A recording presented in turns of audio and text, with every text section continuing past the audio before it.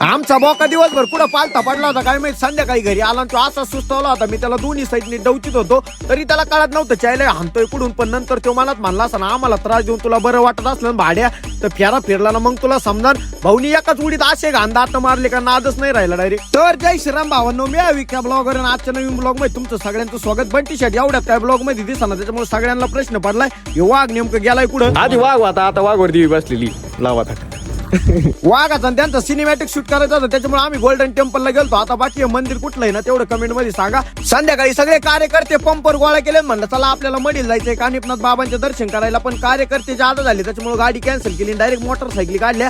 म्हणलं टाका पेट्रोल आणि धुमसा गाड्या. काही असू का नसो भाई आमुष्याची वारी चुकायची नाही, कारण की इथं केलेली सेवा कधीच व्हायला जात नाही. मी आतापर्यंत जेवढ्या ब्लॉग मध्ये इथं आलोय तेवढ्या वेळा तुम्हाला सांगितलंय. मस्तपैकी कानिपनाथ बाबांच्या दरबारात आलो ना आतमध्ये गेलो, गर्दी जरा जादच होती, आमुष्य होती त्याच्यामुळे मस्तपैकी दर्शन घेतलं. दर्शन घेऊन आम्ही बाहेर आलो. आता आमचे कार्यकर्ते कधी बसत नाही पण आज कसं काय बसले काय माहित. बाहेर येऊन बसलो तर मला आमच्यात एक टोपीवाला कार्यकर्ता दिसला. अरे म्हणलं हे कोण नमुना आहेत आमचे कार्यकर्ते, म्हणजे अरे तो मुकादम आहे. मी लार येतो दोनदा तीनदा मायापासून गेलंय मंदिरात, हे टकलं मला ओळखलं कसं काय नाही यांनी टक्कल केलंय का नेमकं. नंतर चहा पी मी आलो मुकादम दिसला, म्हणलं हिची टोपी ओढतो त्याला दोनदा तीनदा टाकल्या म्हणलं पण तिने काय आवाजच नाही दिला.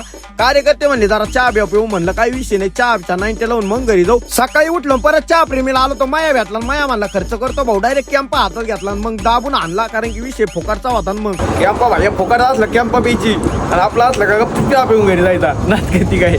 सकाळ सकाळ जरा फुकारचा कॅम्प बसला आणि वारीवर वरात करून घेतली. तर मामा म्हणला भाऊ तो चांगल्या शेळ्याने उडील्यात, म्हणलं काही विषय नाही. नंतर इंगळे आला इंगळे म्हणला आता मग सक्सेस होणार आहे, मी देवाला जाऊन आलोय. म्हणलं सक्सेस जरी झालं भाई तो लग्नात कपडेच नाही राहणार. तर तो काय म्हणतोय ऐका, लग्न बिग्न नाही करायचं आता तुमचे होणार होते तशी विक्या ब्लॉगर म्हणलं का विषय पंपात आहे. माझे शब्द ऐकून इंगळे डायरेक्ट म्हणला लग्न कॅन्सल.